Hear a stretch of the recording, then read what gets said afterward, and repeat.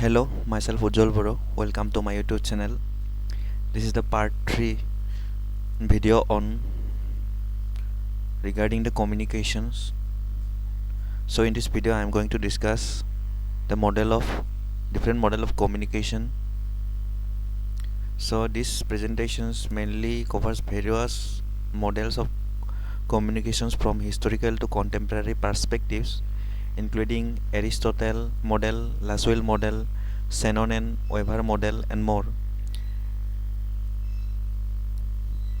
So evolutions of communication model. Early beginning, communication models have evolved significantly over time. Initial model were simple and linear, focusing on one-way communication from sender to receiver. Modern advances today's models incorporate complex dynamics process accounting for feedback, context and noise, highlighting the interactive and transactional natures of communications. In the next slide, we will discuss different types of models. So these three are the major model of communications. First is the linear model. So a one-way process where the sender transmits a messages to the receiver with no feedback. Example, Lasswell model, which is given in the year 1948, and Shannon and Weber model, which is given in the 1949. Then interactive model, a two-way process with feedback but not simultaneous. Both sender and receiver takes turn. Example, Schramm's model, which is given in 1955, Wood's model, which was given in 2009. Then in transactional model, a simultaneous process where both participants are sender and receiver, influenced by their background and context. Communication is continuous and dynamic. So this is the diagram for the linear model, a linear model of communication. So for this diagram, I can say digitally sended messages to a particular persons. Let's assume an email I want to send a message about something to a particular person. So here what I type is message, and for sending I use laptop, mobile, and Gmail is the client, is the transmitter here. Okay, so information, then transmitter. So we know without, so the job of the transmitter is the doing processes of encoding of the messages into digital signals that can be transmitted over the internet. We know without internet we can't send this email, so here internet is the channel. Then internet involves various intermediate system like routers, servers and data lines that direct the messages towards its destination. Here one important thing, sometimes noise occur in between the communication. So noise is nothing but an interference that could distort the message. In the digital communication, noise could be technical issue like network issue, spam. Persons will access the messages through device like mobile or laptop. So here mobile or laptop is the receiver machines, and person is the particular destinations that I want to send the message.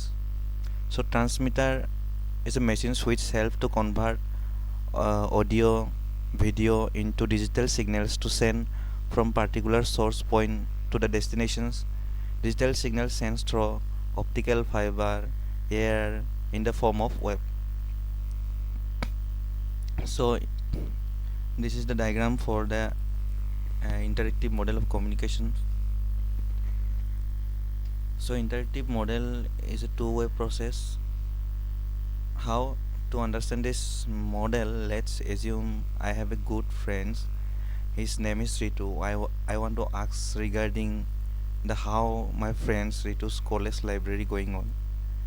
Is new service included for the library user, or many other questions by email or WhatsApp? So first I type text, then I send to my friends. Then when he receive mail or message in WhatsApp or email, he will decode, means the will understand the message according to him. The message and he will send as per his experience to me how library works, where going, and that is feedback. So it is a two-way process.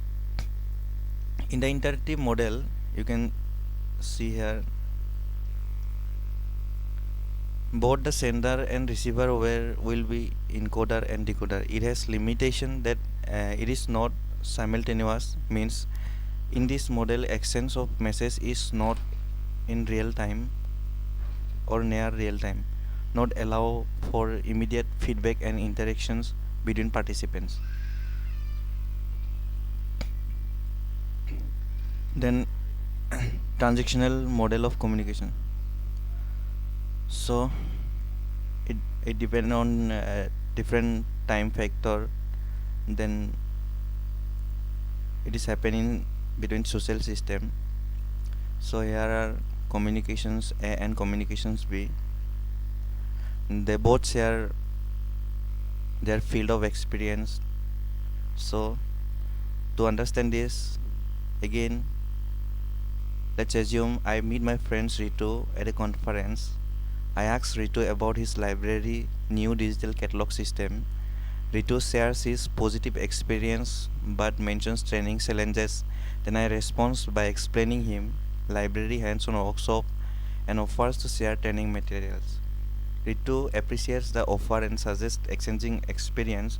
So in our conversations we discuss integrating new user services, providing real-time feedback and adjusting our conversation based on mutual understanding and shared context. So this interaction exemplifies the transactional model of communications where we both I and Ritu act as a sender and receiver, continuously exchanging and interpreting messages. So now this is the first model. It was given in 300 BC. So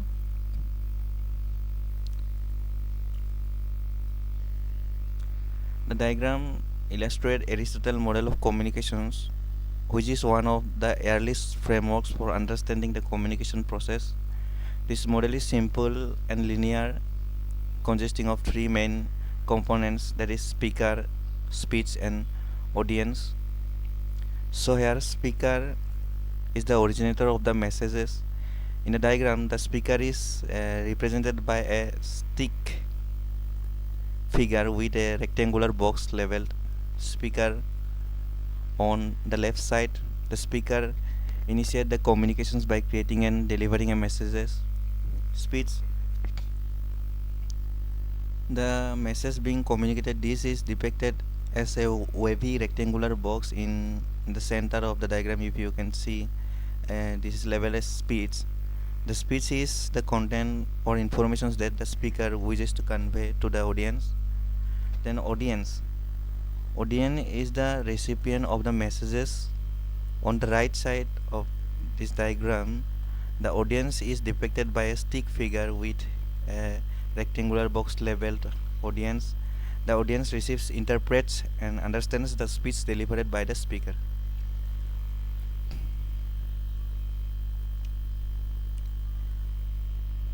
Sorry.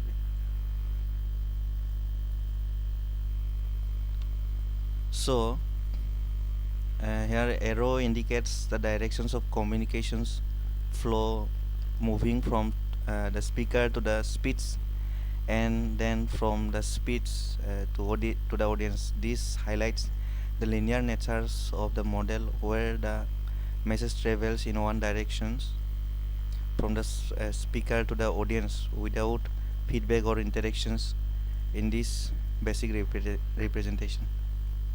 So Aristotle model emphasized the importance of the speaker's role in crafting and delivering the message effectively to ensure that it is understood by the audience. This model is particularly relevant in contexts such as public speaking and rhetorical theory. So I have given the applications of this theory. So this is in public speaking, seminar and lectures. Then Lasswell model of communication. So it is also known as 5Ws model. So Harold with Lasswell model is known for the 5Ws. So 5 Ws is W. First W is who, then second is says what, in which channel, to whom, with what effects. So it was given in 1948. So it has a three important functions. Harold Lasswell communication served three important key functions, that is surveillance of the informants. So this involves monitoring and disseminating informations about events and conditions in the external environment that may impact society. It includes news reporting and alerts about dangers and opportunities. Then correlations of society's components. This function pertains to the interpretations and analysis of informations helping society understand and respond to events. It includes opinion formation, commentary, and ensuring social cohesion. Then cultural transmission.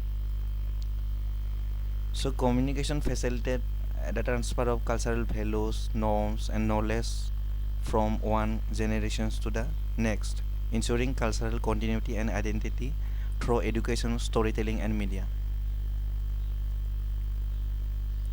So this diagram illustrates Lasswell model of communications, which is comprehensive framework for understanding the communication process. This model is linear and highlights five key components. So it's represented by a rectangular box in this diagram. So first one is who is the communicator. This is the source or sender of the message. This is the individual or entity that initiates the communication process. In this diagram, this component is shown as the first box on this level, on the left labeled who with communicator Benedict. Then says what. The this is the content or informations being communicated. This is the actual message that the communicator wants to convey. The second box in this diagram is labeled says what with message beneath it. Then in which channel. So the medium or channel through which the message is transmitted. This could be verbal, written, electronic, etc. Then to whom is the recipients of the message. This is the individual or group to whom the message is directed. The this is the fourth box in the diagram is labeled to whom with receiver Benedict. Then with what effect. The impact or outcome of the message on the receiver. This refers to the effect that the message has on the audience, such as changes in knowledge, attitudes, or behaviors. The fifth box in the diagram is labeled with what effect, then with effect beneath it.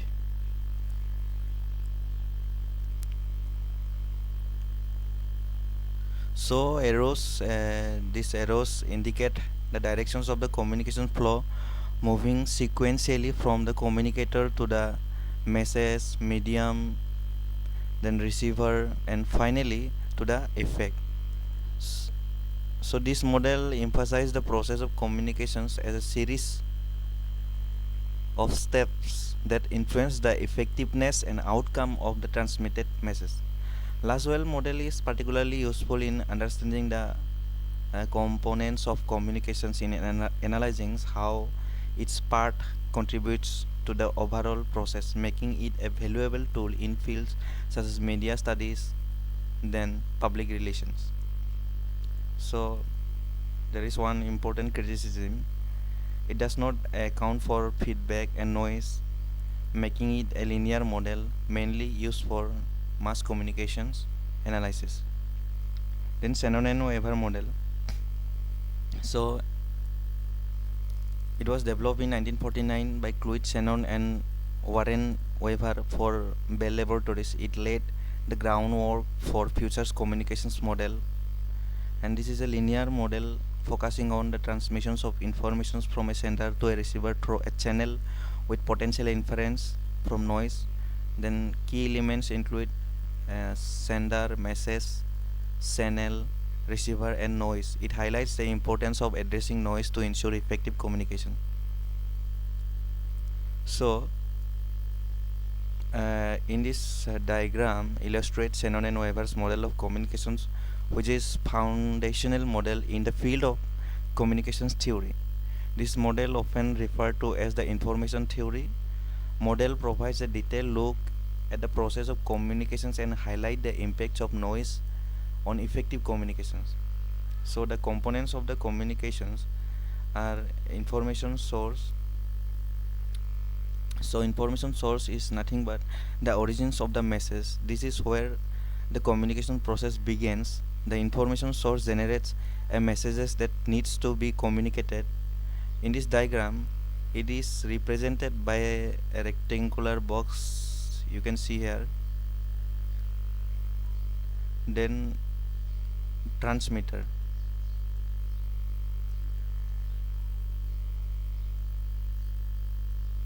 So transmitter is nothing but the device or entity that encodes the message into signals. The transmitter converts the message into a form that can be sent over the communication channel. In the diagram, this is shown as a rectangular box. You can see here. Then signal, you can see here.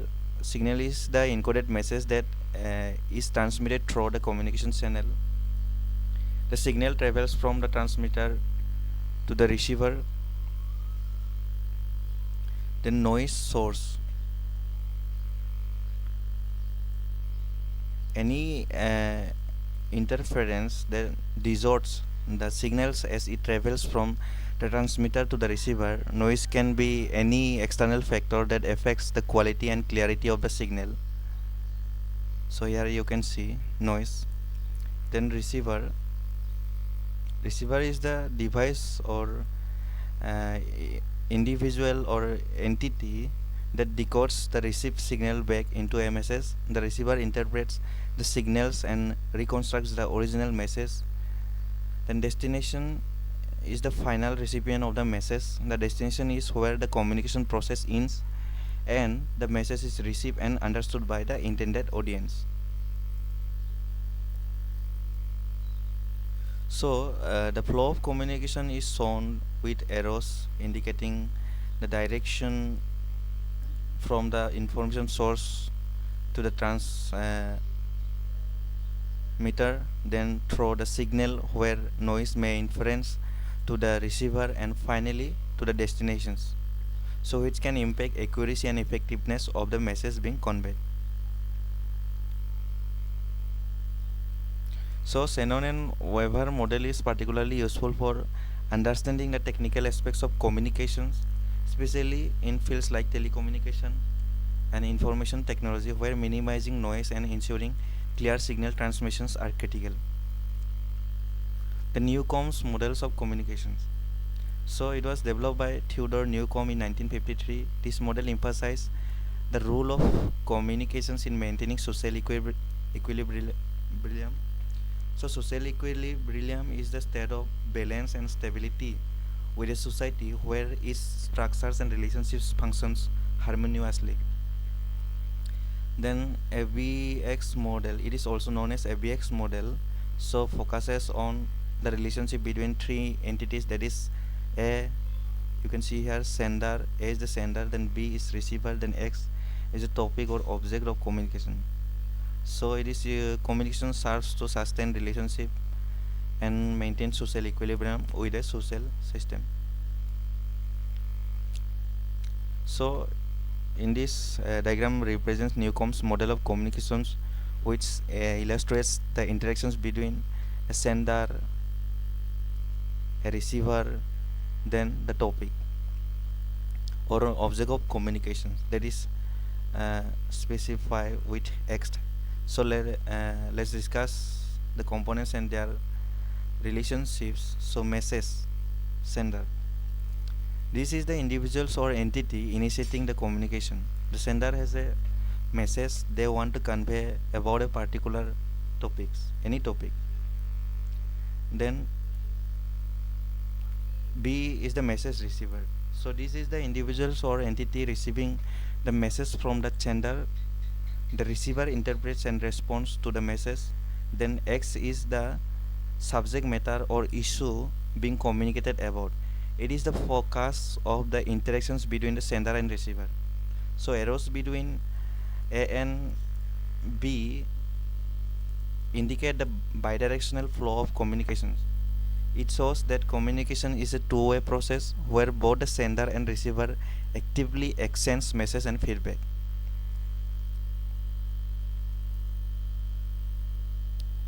Then arrows connecting A and B to X. So these arrows indicate that both the sender and receiver are engaged with the topic X. It shows that their communication is centered around this shared subject. So in essence, we can say that Newcomb's model emphasizes the triangular relationships in communications, highlighting that both the sender and receiver understanding and interactions revolve around a common topic. This model is particularly useful in understanding how social relationships and attitude can influence communication process. Then the Schramm's and Osgood model of communication. So this is developed by Wilbur Schramm and Charles Osgood in 1954, emphasized that communication is a two-way process where both participants are sender and receiver. Key elements include encoding, encoding, decoding, and interpreting messages are central. Feedback is an integral part of the communication process. Then dynamic interactions. The model highlights the continuous and reciprocal natures of communications, addressing semantic noise and interpersonal communication. So the diagram represents Schramm's model of communications, which highlights the cyclical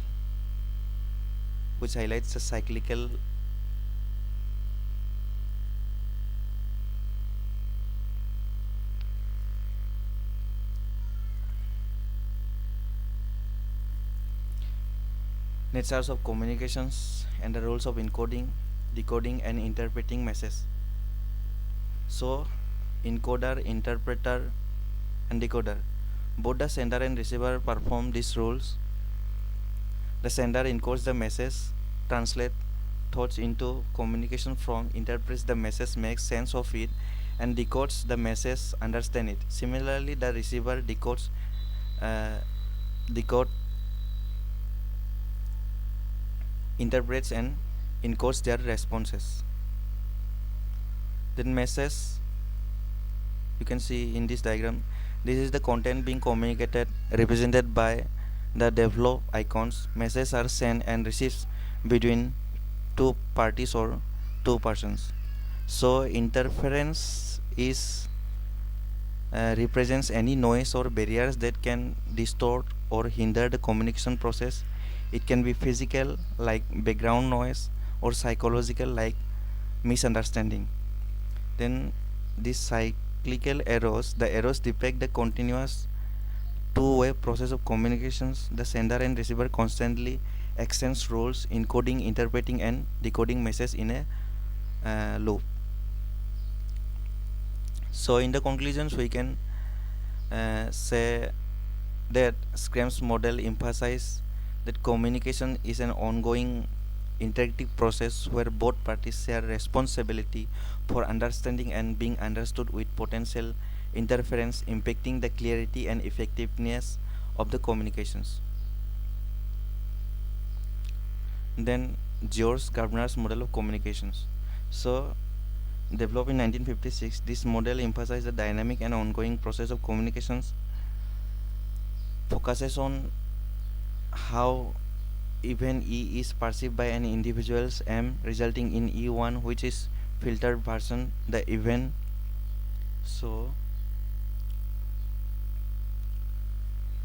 Gardner's general model of communications offer an intricate look into the communication process. detailing the interactions between various elements and dimensions. So let's discuss the key components. So event, which is specified through E, so is the real world occurrence or situations that needs to be communicated. Then man or machine, which is specified through M, this is the communicating agents who perceives and process the event. This can be either a person or machine. Then perceive message, this is E1. So how the communicating agents interprets the event, this is the initial understanding or representations of the event by the communicator. Then signal or from S, so this is the signal, the medium or channel used to convey the message, such as spoken words, written text, images, or digital signals. Then E2 is the final message produced by the communicator after interpreting the event. This is the message that is sent out through the chosen medium. So Gardner model highlights two critical dimensions of communication, that is perceptual dimensions and means and controls dimension. So these per- perceptual dimensions focuses on the relationship between the event E and the communicating agents M. It includes the event itself, the communicator, and the perceived message E1. These dimensions emphasize how the event is perceived and interpreted by the communicator, showcasing the subjective natures of perception in communication. Then means and control dimension. These dimensions examines the relationship between the communicating agent M and the communication product. It involves the signal or form S and the content created E2. These dimensions underscores the importance of the medium or channels used to convey the message, as well as the control over the communication process. The model also considers the context and availability of information which influence the selections and interpretations of events. Additionally, it highlights the role of media channels in controlling how messages are transmitted and received, pointing out the impact of interference or noise. So overall, Gardner model provides a detailed framework for understanding the complexities of communications, emphasizing the interplay between perceptions, medium, and message in the effective transmission of information. Then the Weasley and McLean models of communications. This is developed by Bruce Weasley and Malcolm McLean in 1957. It emphasized the role of feedback and the complexity of communications interactions. Key components includes news items, feedback loops, clients, and audience. Highlights the role of gatekeepers in filtering information.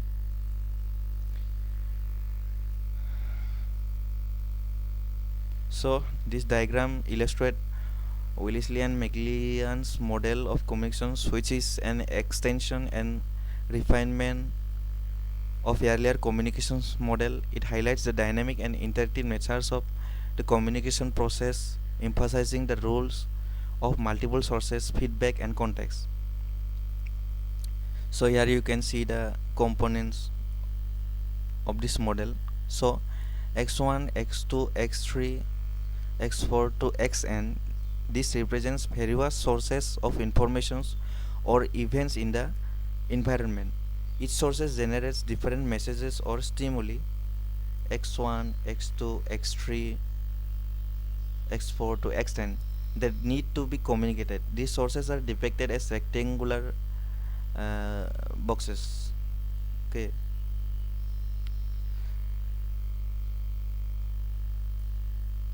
So then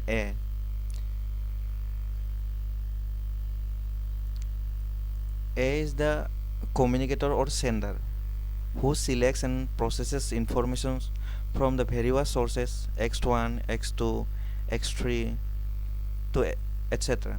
to create a message. The communicator is depicted uh, in this rectangular box A. Then C is the channel or medium through which the message is transmitted. This could include various forms of media or communications platform. The channel is represented by a rectangular box label, you can see here.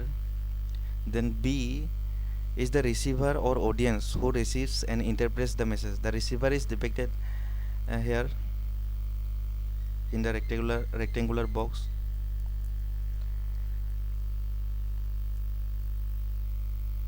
Then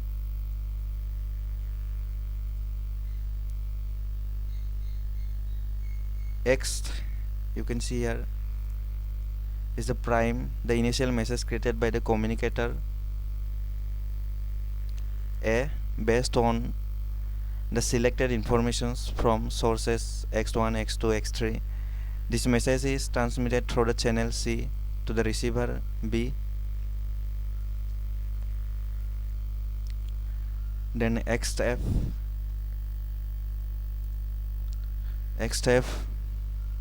is the feedback messages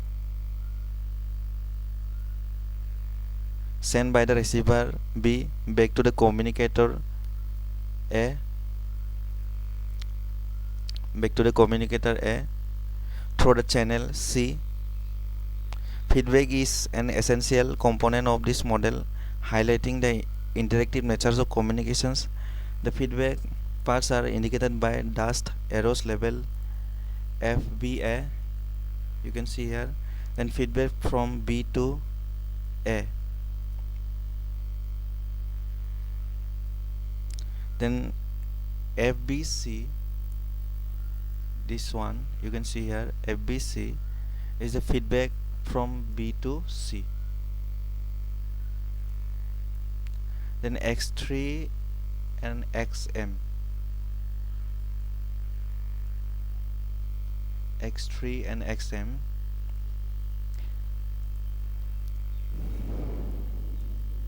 is the additional message or stimuli from the environment that can influence the communication process.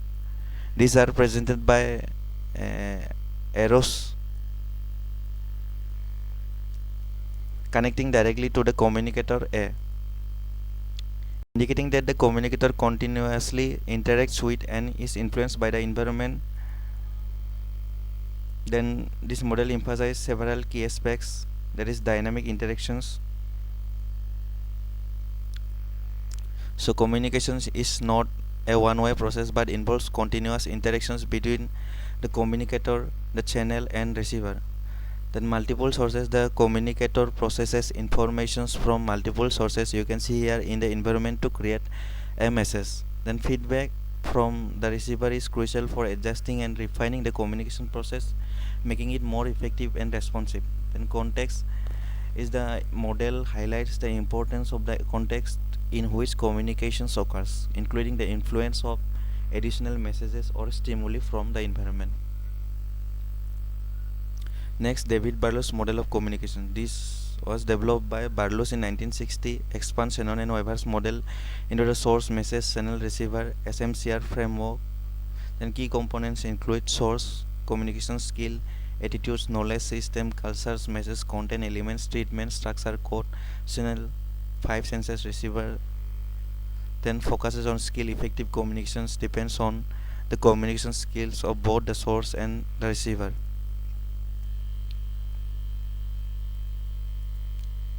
So this diagram illustrates Barlow's model of communications, also known as SMCR model, which stands for source, message, channel and receiver.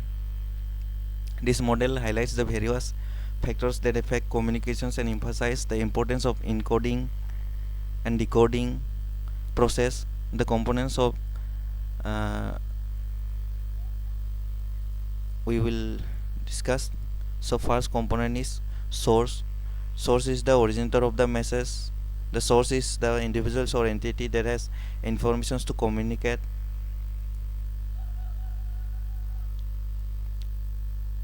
The effectiveness of the source depends on several factors which are listed here.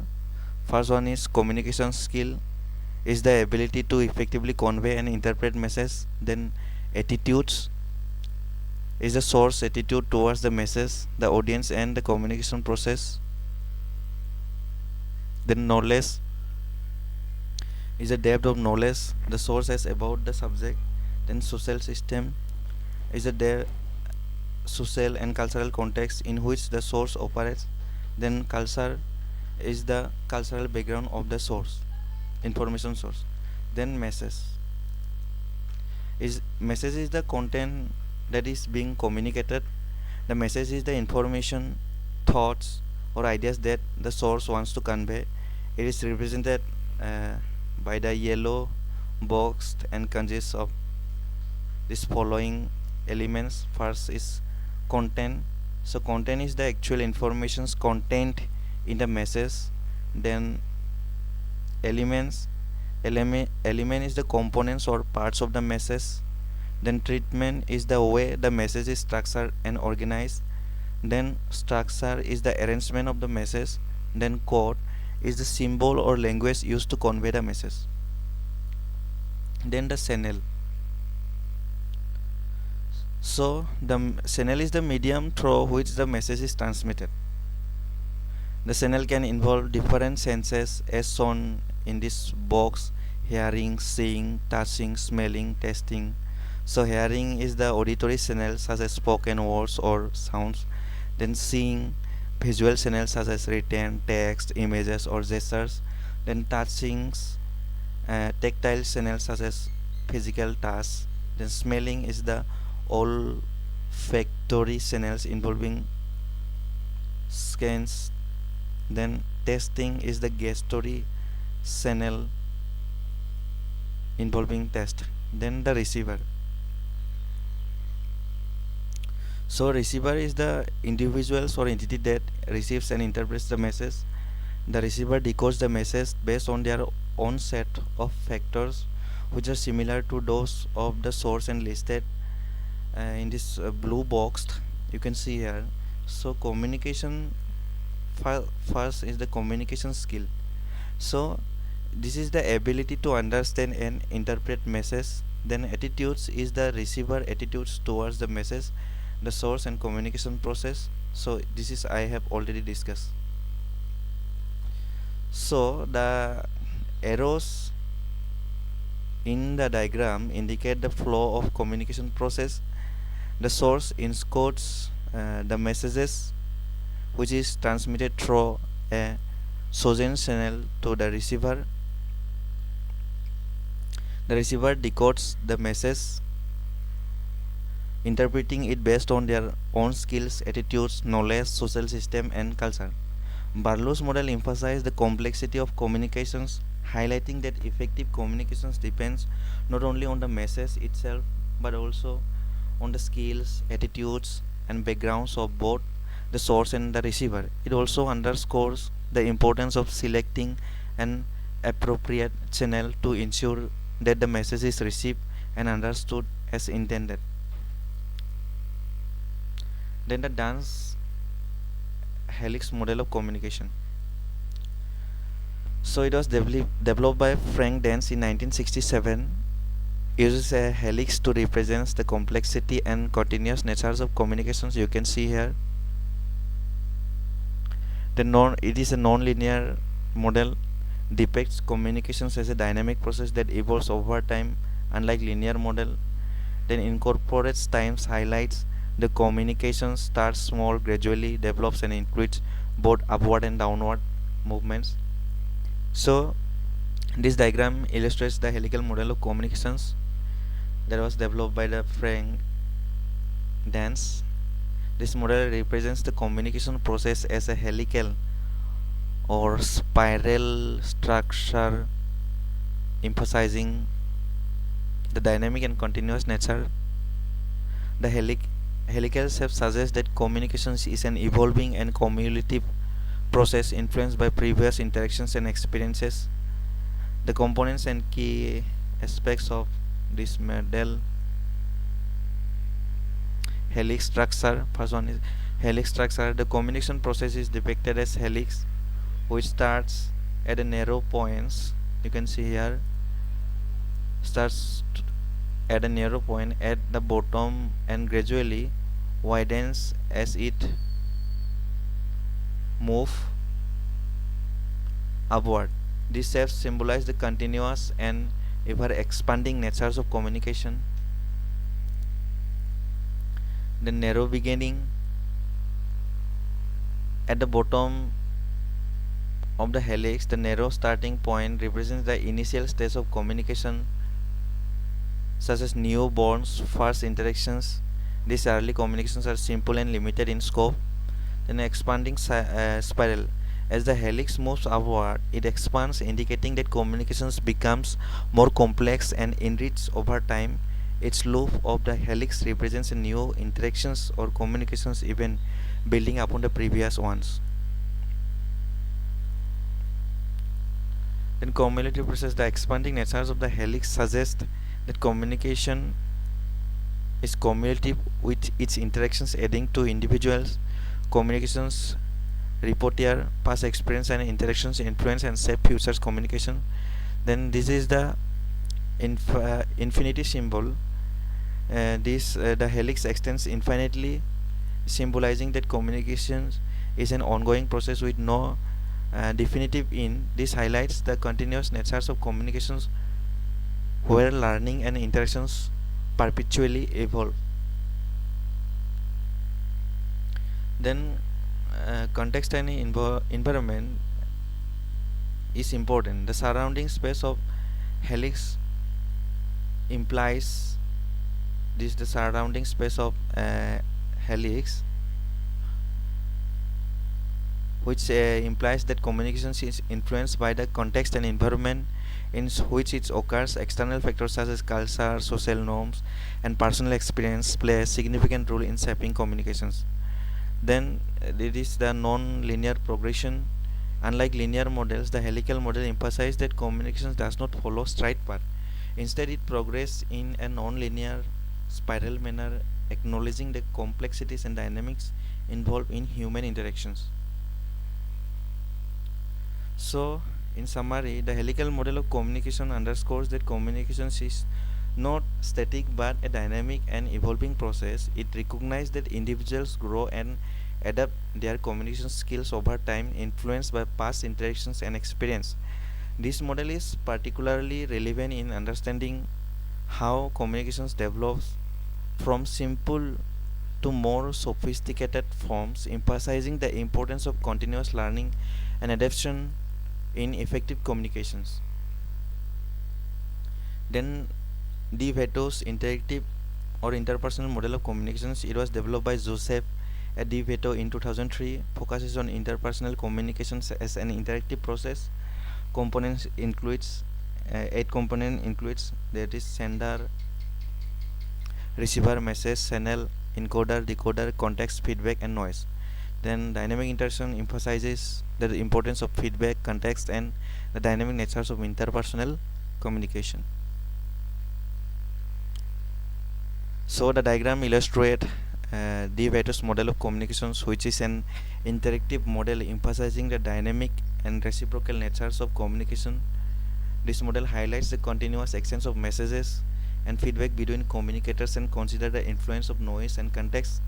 The key components and their interactions are source, encoder. Here you can see. So this is the individuals or entity that originates and encodes the message. Then the source is responsible for converting thoughts and ideas into a communicable form.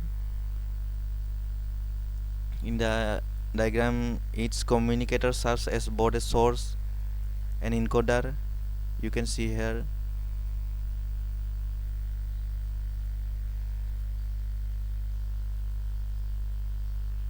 Represented by the overlapping circle level source encoder, you can see in this diagram. Then the a receiver decoder. In this circle you can see receiver decoder. So the individuals or entity that receives and decodes the message, the receiver interprets and understands the message sent by the source. In the diagram this is also represented by the overlapping circle you can see here. Then message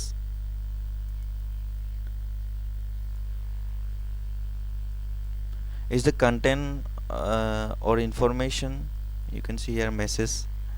So is the content or information that is communicated between the source and the receiver. Messages are exchanged continuously in both directions. In the diagram arrows labeled here.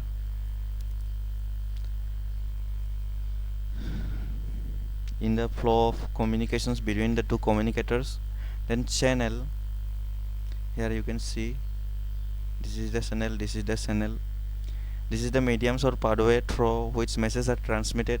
Channels can include various forms such as verbal, non-verbal, written or electronic. Then feedback, you can see here feedback. So feedback is the response from the receiver back to the source. Then feedback helps the source understand how the message was interpreted and allows for adjustments in communications.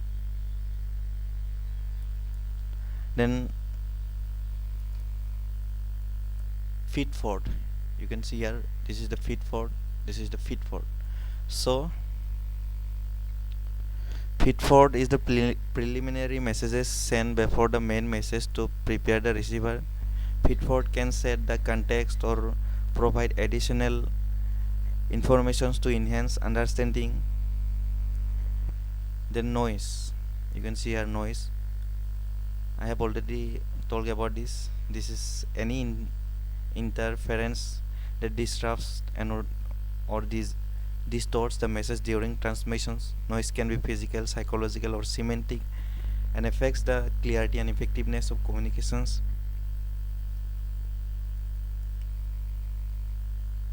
Then context is the environment or situations in which communications occur. Context includes the physical, social and cultural settings that influence how messages are sent, received and interpreted. Then this is interactive in nature. So means DeVito model emphasizes that communications is not a one-way process but involves continuous interactions and mutual influence. Both communicators are actively involved in encoding, decoding, sending messages and providing feedback. So these models mainly highlights the complexity of communications, recognizing that it is an ongoing dynamic process influenced by multiple factors such as noise and context. It underscores the importance of feedback in ensuring effective communications and the need for communicators to adapt and respond to each other messages continuously. Then Davis Fogler's ecological model of communications. It was developed by Davis Fogler in 2004.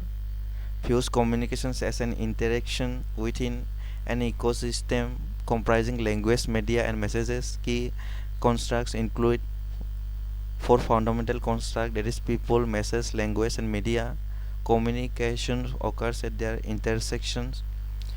Interconnected emphasize the interconnectedness and interdependence of all elements within the communications ecosystem.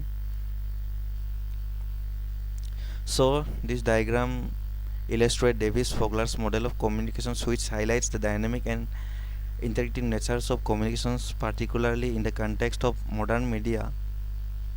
This model emphasizes the role of creators and consumers, the use of language and media, and the feedback loop that transform consumers into creators. Let's discuss key components. First is the creators. Creator is the individuals or entities that originate and create messages. Creators are responsible for imagining, inventing and evolving the content that is communicated. Then the message, you can see here, is the content or information that is created and communicated. Messages are the core of the communication process, are crafted using languages and conveyed through various media. Then language is a system of symbols and rules used to encode message. Language are, language are crucial for creating meaningful and interpretable message. In the diagram you can see here. Then media is the channels or platforms through which messages are transmitted. Media provide the means for message to reach consumers. Then consumer is the individual or entities uh, that receive and interpret messages. Consumer observes, attribute meaning, and interpret the messages they receive. Then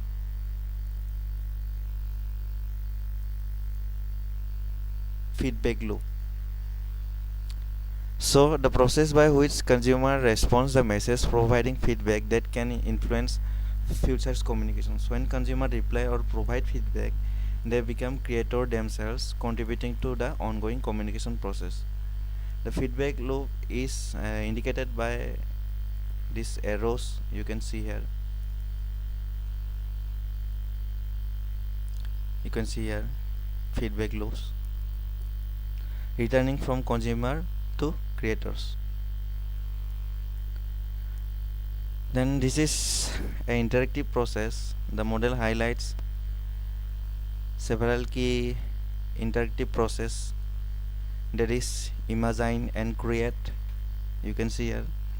So creator use their creativity to imagine and produce message, then observe, attribute, and interpret.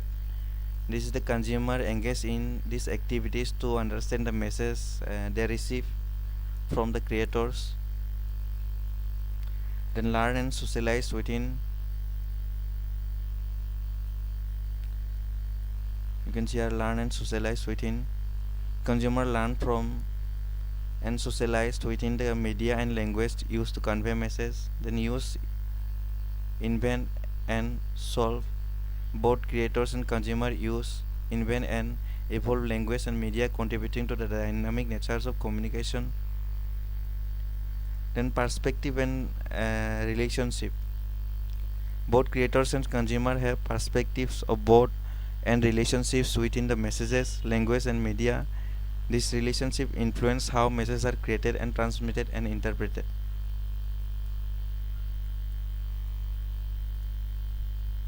So, in summary, the Fogler's model emphasizes the cyclical and evolving natures of communications.